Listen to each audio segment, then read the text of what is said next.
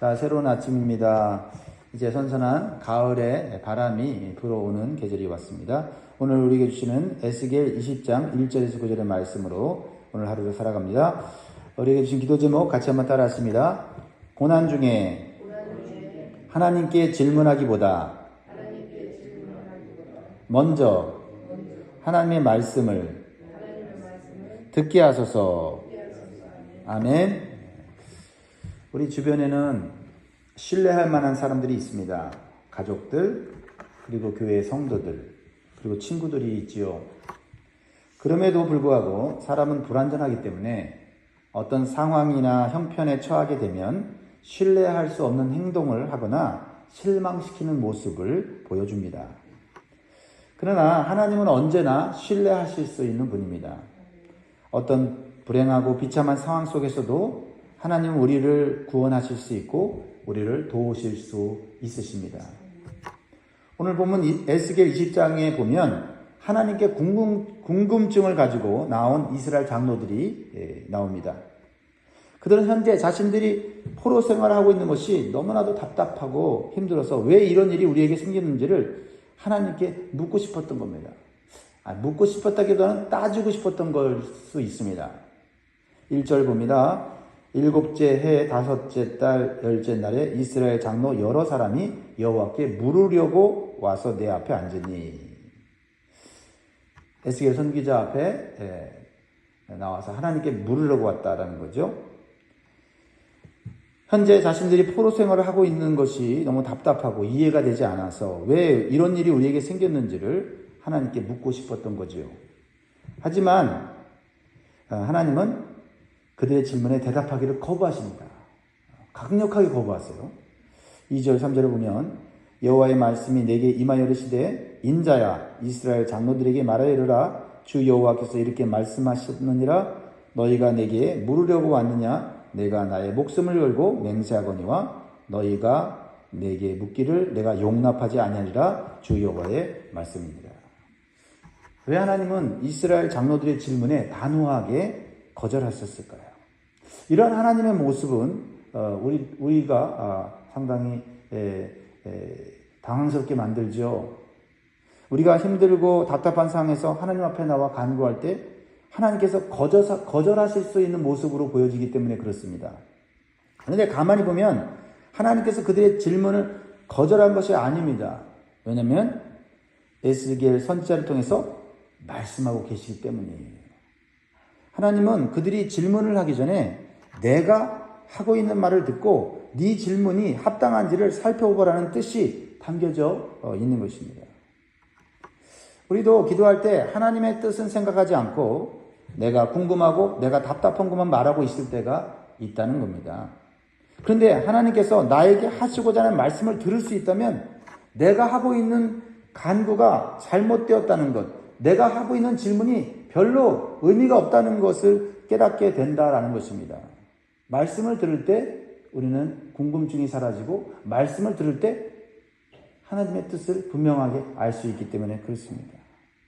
그러므로 우리는 우리의 기도가 막힐 때는 기도만 할 것이 아니라 말씀을 듣는 자리에 나와야 할 줄 믿습니다. 그래서 하나님께서는 에스겔 선지자를 통해 주신 말씀을 통해서 이스라엘 장로들이 하나님께 질문하기 전에 그들의 마음과 생각과 상태가 어떠한지를 보기를 원하시는 거예요. 그래서 매우 강하게 그들의 질문을 거절하시는 모습으로 나타난 겁니다. 그러면 잘못된 질문을 하고 있는 이스라엘 장로들이 하나님께 가져야 될 생각과 태도는 뭡니까? 그것은 오늘 우리가 하나님 앞에서 가져야 하는 생각과 태도라는 것을 배울 수 있기를 바랍니다. 첫 번째로는요, 하나님은 은혜로 우리를 구원하셨다는 거예요. 하나님은 이스라엘 백성들을 애굽에서 구원하실 때 그들을 무조건적인 은혜로 그들을 구원하셨습니다. 그들이 구원받을 만한 조건이나 하나님을 기쁘시게 할 만한 모습이 있었기 때문이 아니었어요. 하나님이 그들의 불행한 삶을, 고통스러운 삶을 구원하시기 위한 하나님의 궁휼하심과 은혜의 그러한 손길로 그들을 구원하신 것입니다. 5절 6절을 보면요, 그 내용이 나와 있죠. 이르라 주 여호와께서 이같이 말씀하셨느니라 옛날에 내가 이스라엘을 택하고 야곱 집의 후예를 향하여 내 손을 들어 맹세하고 애굽 땅에서 그들에게 나타나 맹세하여 이르기를 나는 여호와 너희 하나님이라 하노라. 6절 같이 있습니다. 그날에 내가 내 손을 들어 그들에게 맹세하기를 애굽 땅에서 인도하여 내어 그들을 위하여 찾아 두었던 땅 곧 젖과 꿀이 흐르는 땅이요 모든 땅 중에 아름다운 곳에 이르게 하리라 하고, 절망 중에 낙심 중에 불행 중에 아무것도 할 수 없는 이스라엘 백성들이 구원받은 것은 전적인 하나님의 은혜였다라는 거죠. 하나님이 결심하시고 하나님 스스로 맹세하시고 내가 너희들을 구원하겠다 하신 거예요. 하나님의 은혜로 그들을 애굽에서 구원하셨을 뿐만 아니라 하나님의 풍성한 축복을 누릴 수 있는 땅도 주시고 열매도 주시는 그 땅으로 인도해 주셨어요. 하나님 우리를 구원하실 때 구원만 하시고 내버려 두시는 분이 아닙니다. 앞으로 살아갈 수 있는 모든 것을 풍성하게 준비하고 계시는 좋으신 하나님이십니다. 나를 구원하셨다면, 은혜로 구원하셨다면 앞으로 우리를 또 살아갈 길을 열어주시는 은혜의 하나님인 것을 믿을 때 우리의 믿음은 견고해질 수 있습니다. 그런데 그들의 문제는 무엇이었어요?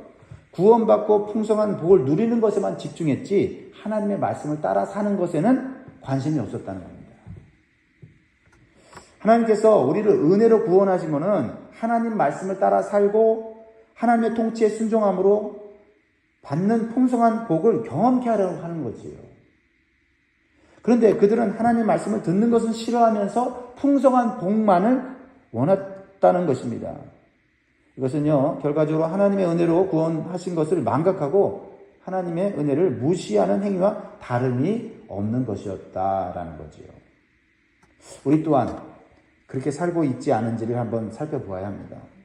하나님의 은혜로 구원받았고 하나님 공급하심으로 살아가고 있는데도 우리는 그것을 온전히 감사하지 못하고 망각하여 조금 부족하거나 어려운 일이 생기면 하나님 왜 나에게 이런 일이 생기는 것입니까? 라고 질문하려고 따지려고 할 때가 있다라는 것입니다. 그럴 때 나는 하나님께서 주신 말씀대로 살아가고 있는지를 정직하게 살펴보아야 됩니다. 하나님이 주신 은혜를 풍성하게 누리려면 하나님의 말씀을 따라 살 때 그것이 지속적으로 주어지는 것인데 하나님 말씀을 멀리하면서 하나님이 주신 복은 계속 누리려고 한다면 우리의 질문이, 우리의 태도가 잘못됐다는 겁니다. 우리가 하나님 말씀에서 멀어져 불순종의 삶을 살고 있기 때문에 내 삶에 부족함이 생기고 어려운 일이 생긴다는 것을 깨달아야 할 것입니다. 하나님께서 주시는 풍성한 복은 은혜로 주시는 것이지만 하나님의 말씀을 따라 살 때 계속해서 누릴 수 있는 복이라는 사실을 다시 한번 이 아침에 기억할 수 있기를 바랍니다. 두 번째로 주시는 교훈은 인간의 반역 속에서도 하나님의 구원 계획을 반드시 이루신다라는 겁니다. 우리는 이 말씀을 붙잡아야 합니다. 이 세상은 하나님을 반역하며 사는 자들이 훨씬 많습니다. 그래서 하나님의 은혜와 하나님의 사랑을 깨닫지 못하고 인간이 하나님에 대해서 이 세상을 통치하며 살아갑니다. 그래서 하나님이 없는 것 같고 하나님의 뜻과 계획이 이루어지지 않는 것 같은데 결코 그렇지 않다는 겁니다. 인간의 반역 속에서도 하나님은 하나님의 구원 계획을 이루어 가십니다. 이스라엘 백성들은 가나안 땅에서 풍요로운 삶을 살면서도 하나님의 반역하는 죄를 짓습니다. 그것은 눈에 보이는 것을 따라갔기 때문이에요. 7절 8절을 보면요. 또 그들에게 이르기를 너희는 눈을 끄는 바, 그러니까 눈에 보이는 대로라는 거죠. 눈을 끄는 바 가증한 것을 각기 버리고 애굽의 우상들로 말미암아 스스로 더럽히지 말라. 나는 여호와 너희 하나님이라 하였으나 그들이 내게 반역하여 내 말을 즐겨 듣지 아니하고 그들의 눈을 끄는 바 가증한 것을 각기 버리지 아니하며 애굽의 우상들을 떠나지 아니하므로 내가 말하기를 내가 애굽 땅에서 그들에게 나의 분노를 쏟으며 그들에게 진노를 이루라 하였노라. 사람은요 눈에 보이는 것에 쉽게 끌리게 돼 있어요.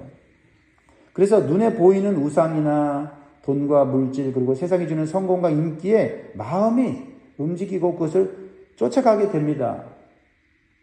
믿는 성도들 마찬가지죠. 눈에 보이는 것으로 우리가 살아갈 때가 많이 있지 않습니까?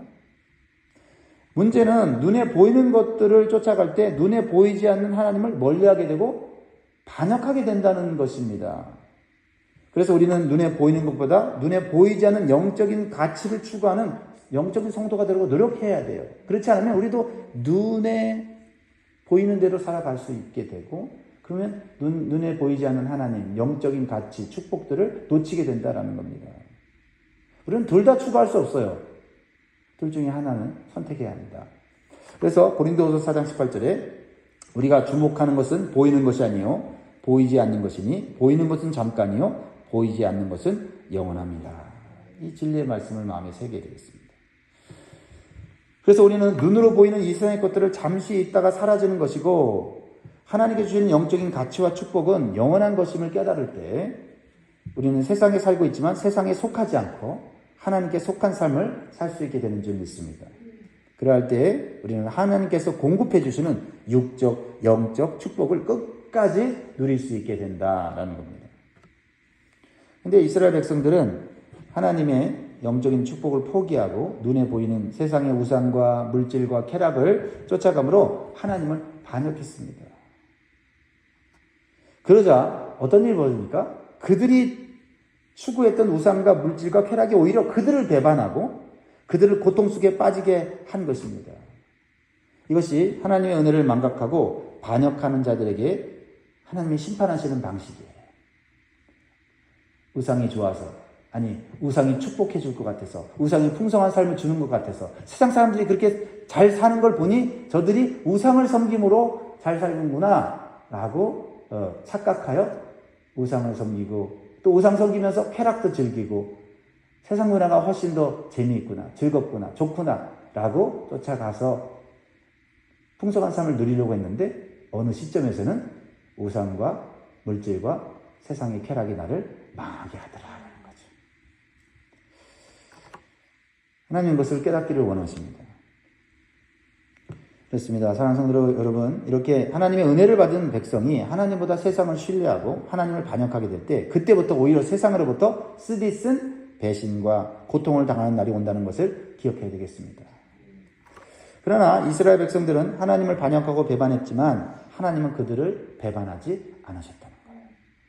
그래서 하나님은 그들이 바벨론 포로 생활 가운데서도 하나님의 구원 계획을 멈추지 않고 진행하셨어요.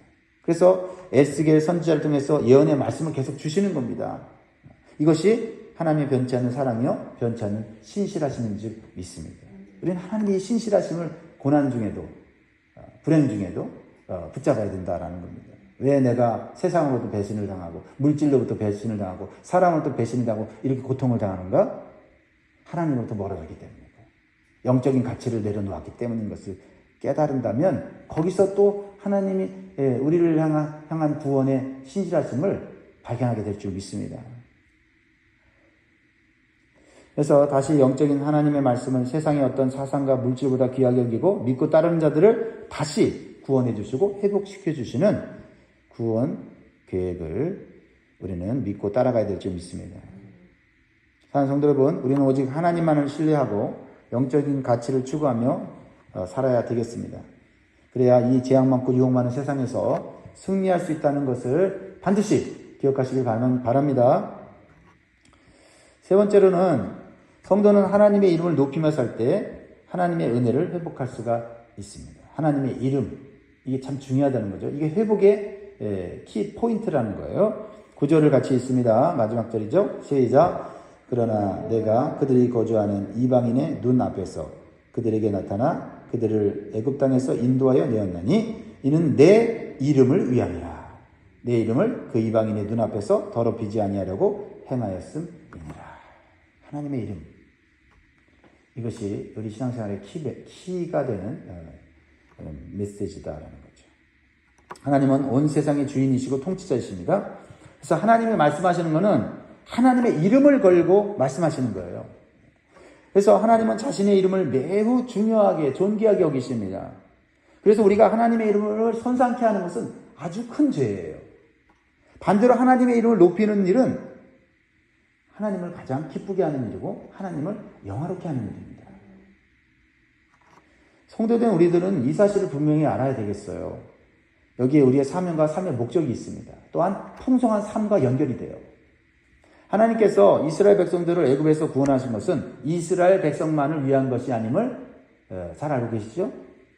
이방 민족들로 하여금 하나님께서 얼마나 위대하신 분이신지를 보여주기 위해서 이스라엘 백성들, 별 볼 일 없는 이스라엘 백성들, 작은 민족, 대단하지 않은 민족을 하나님께서 놀라운 능력으로 구원하신 거예요. 그러니까 이스라엘만을 사랑하신 게 아니라 온 나라와 온 민족과 열방이 하나님이 어떤 분이신지를 보여주기 원하실 거예요. 그래서 하나님의 이름이 온 세상에 영광 받으시기를 원하신 거예요. 그래서 우리가 신앙생활할 때 하나님의 이름을 높이는 것에 목적을 두는 것이 가장 중요하다. 또한 여기에 하나님의 은혜와 축복을 계속해서 공급받을 수 있는 길이 있습니다. 이스라엘 백성들은 하나님의 이름을 우습게 여겼어요. 그래서 그들은 비참한 자리에 떨어지게 됩니다. 그러나 그들이 하나님의 이름을 다시 높이는 삶을 살게 되었을 때 그들의 삶은 다시 회복되었어요. 이렇게 하나님의 백성의 행복은 하나님의 이름과 밀접한 관계가 있는 거예요. 그렇다면 우리는 하나님의 이름을 높이며 살기 위해서 가정과 직장과 교회와 세상에서 어떻게 살아야 되는지 구체적으로 적용할 수 있어야 되겠습니다. 먼저 우리의 선택, 말, 행동이 하나님의 이름에 합당하도록 노력하십시오. 그리고 직장에서, 가정에서, 교회에서, 사회에서 우리의 삶이 하나님의 이름을 나타내는 통로가 되도록 의도적으로 힘써야 되겠습니다. 직장에서는 하나님의 성품인 정직과 성실함을 보여줘야 합니다. 가정에서는 자녀와 배우자에게 하나님의 변치 않는 신실함과 사랑을 보여줘야 합니다. 교회에서는 사람이 알아주지 않아도 하나님만 바라보고 헌신하는 모습을 보여주어야 합니다. 그럴 때 하나님의 이름이 홀로 높아질 수 있는 것입니다. 말씀 맺겠습니다. 사랑하는 성도 여러분, 우리가 삶의 고난과 역경 속에서 답답함을 느끼고 하나님의 뜻에 대해 질문할 때가 있어요. Why me?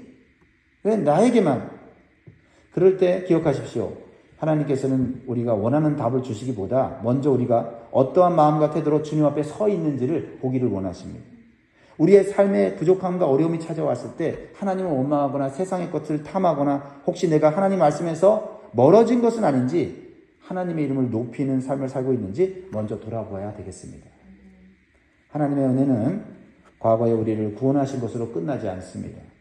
우리가 하나님 말씀에 순종하고 세상의 유혹을 물리치며 오직 그분의 이름을 높이는 삶을 살아갈 때 하나님께서는 우리의 영적, 육적 필요를 풍성하게 채워주십니다.